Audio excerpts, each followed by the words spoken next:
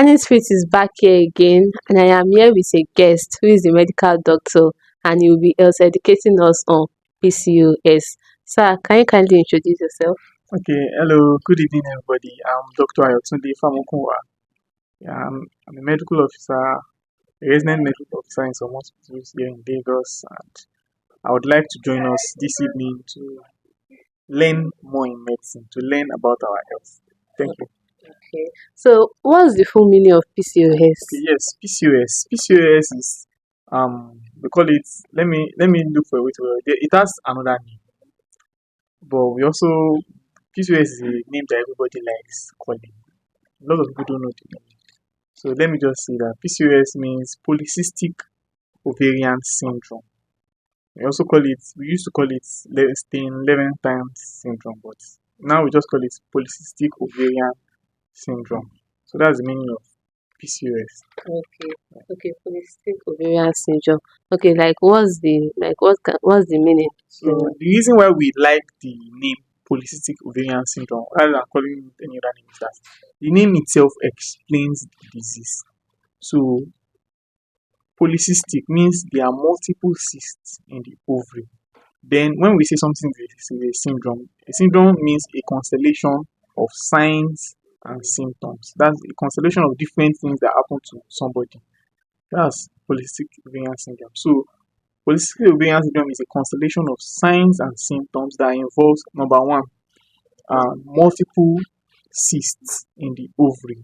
What we mean by cysts, a cyst is like a small sac or a small like dot of water in the ovary. But now the dots, those things are not supposed to be in the ovary. We have a lot of it. Then we say the person has polycystic ovarian syndrome or disease. So there are other things that we also see that make it a syndrome. So I said the syndrome is a constellation of signs and symptoms. So when somebody has PCOS, the things that we will see in that person, normally you cannot see cyst, you cannot see ovarian cyst in somebody because you cannot see inside the ovary or inside the belly of the person. But the person in particular will notice some things in her body. So one of the things that people that have PCOS will notice is that they will notice that their menses are not regular. We call it oligomenorrhea, irregular menses. So they might see their menses in January, they might not see it in February, they might not see it in March, they might see it in April, they might not see it in May, they might see it in June, they might not see it in August, September, October. So they have months when they miss their periods. So that's the first thing. Then the second thing is they have breakthrough bleeding. They have not been bleeding, they have not seen their menstrual bleeding for 2 months. Then the third month, they will have a lot of bleeding. So instead of the bleeding to be like 3 to 4 days to 7 days that females normally have, they can have bleedings of sometimes up to 2 weeks, 1 week, 2 weeks, heavy bleeding because the body has not been bleeding for a while. So after that stops. Then they also have other problems. Some people have more excessive pimples on their face. Some females may not even get pregnant when they are supposed to get pregnant because of the abnormal cycle. Then some people will get pregnant when they feel they should not get pregnant because they don't even know what their cycle is anymore. They don't know when they are ovulating. So all of a sudden, if they have unprotected sex or if they are not on contraceptives, they just get pregnant without realizing it. Okay. So there are a lot of other things they can have. Some of people that have PCOS, they grow a lot of hair on their body, abnormal pattern of hair, like pattern of hair that you expect to see in a male. They have it, and the reason is they have more male hormones than female hormones sometimes. So and then sometimes some people have voice changes. So there are a lot of things that are associated with it. Another common one is weight gain. Weight gain is a common problem in polycystic ovarian syndrome. So when we are treating polycystic ovarian syndrome, PCOS, we look at managing all these constellation of signs and symptoms in PCOS. Okay. What you just said there are the signs and symptoms, right? Yes. Okay. So like at what age does this PCOS occur? Okay, so definitely a girl that has not started seeing her menses, that has not reached puberty, cannot be talking about PCOS. So because PCOS is problem of a fertile person, somebody that has reached puberty, let me put it like that. So you can start seeing PCOS after puberty. When somebody sees her first menses, you cannot say, oh, she didn't see the next one the following month, and then you say the person has PCOS. No, you can't say that, because even that person that just saw her first menses, her body is just establishing the calendar of menses. So after somebody has established the calendar of menses, let me put it like that, and 1 year later, the menses is still irregular, then we can now start suspecting that, oh, this girl can be having PCOS. You understand? So somebody sees her menses for the first time in March in her life at around 12 years of age. Then she continues to see it regularly until the following year. Then a year after, the menses becomes 1 month on, 3 months off. That's most likely PCOS. But we will not say she has PCOS until we have done some particular tests. Yeah. Okay. And in your previous, you mentioned something like the signs and symptoms. You talked about weight gain Yeah. in each weight gain. But that weight gain, if someone has PCOS and it leads to weight gain, can it be controlled? Yes, yes. The weight gain in PCOS can be corrected, can be controlled. Apart from weight gain, people that have PCOS, they can also have diabetes. The diabetes is associated with the PCOS. It's not that they inherited it from their father or their mother. The diabetes in PCOS is associated with that PCOS. So when we treat the PCOS, we also treat the diabetes. Sometimes we may not even need to treat the diabetes. Diabetes can correct by itself. But sometimes we have to treat it, because the hormones that the normal body is supposed to make is already affected somehow. So it's making the woman to present with diabetic symptoms.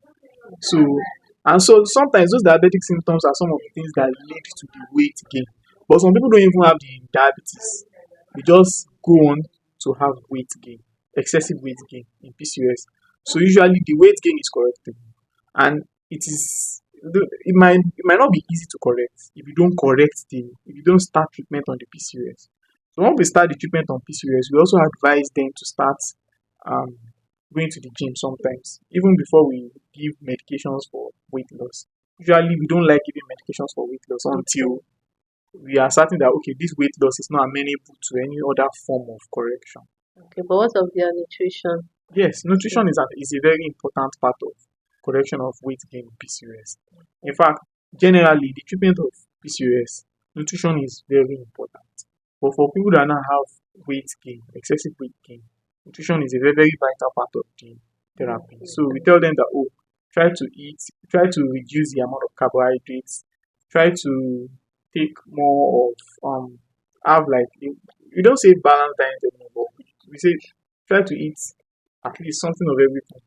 More vegetables, drink more water, take more fruits, reduce simple sugars, and be fine. Okay. So how common is PCOS? How common is it? Okay, yeah. PCOS is, in the past, we used to think it was not so common. Then at the point we saw that a lot of females have PCOS. A lot of females have PCOS. I cannot remember the exact data now, but a lot of females, more than we can believe, have PCOS. Now, the problem is a lot of females are discovering they have PCOS. So initially, when we started seeing that a lot of females had PCOS, a lot of people wanted to identify with the fact that they had PCOS.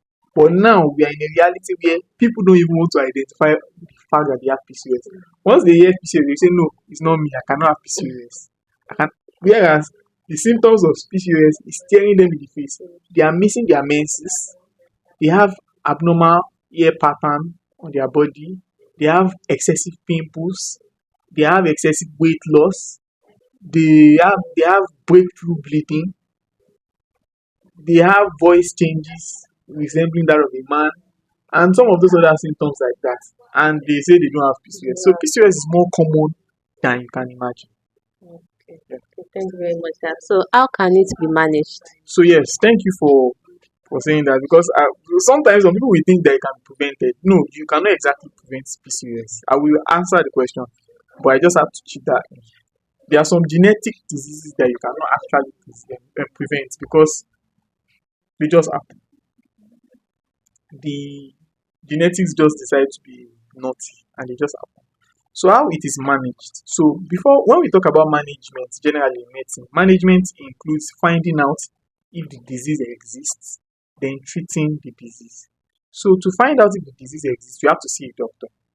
If you think you have the symptoms of PCOS, don't manage yourself. Go and see a doctor. When you get to the doctor, first thing the doctor will do, the doctor will ask you a series of questions. Take a very, very good detailed history. So from the history, the doctor can say, oh, you have PCOS. Once the doctor identifies some of those problems that I listed out before, missed periods or irregular periods, prolonged bleeding at particular time you see the period, that's breakthrough bleeding, voice changes, excessive pimples, excessive ear growth, weight gain, diabetes mellitus in a young person. So some of other things like that. Then the doctor will okay, suspect PCOS. Then apart from so what now confirms the diagnosis? Doctor sends you for an ultrasound scan, a pelvic ultrasound scan. So on the pelvic ultrasound scan, we'll see multiple cysts in the ovary. Normally, what we expect to see in the ovary are follicles, but we now see multiple cysts in the ovary.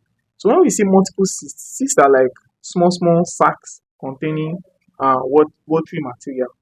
We are not supposed to see them like so much in the ovary. When we see multiple cysts in the ovary, we suspect the person has polycystic ovarian syndrome. Sometimes polycystic ovarian syndrome can be associated with other cystic diseases in the body, like polycystic kidney disease, polycystic liver disease, and some other polycystic disease like that. But that's a discussion for another day. That's a more deeper dive into medicine. So when the doctor makes the diagnosis, the next thing is treatment. So for treatment, number one, we want to try and correct the menses of the person. So we put the person, sometimes we put them on oral contraceptive pills. Oral contraceptive pills contain hormones. So these hormones try to correct the hormonal imbalance that people that have PCOS have. So they try to correct the hormonal imbalance, and in doing so, they correct the menstrual cycle of the female.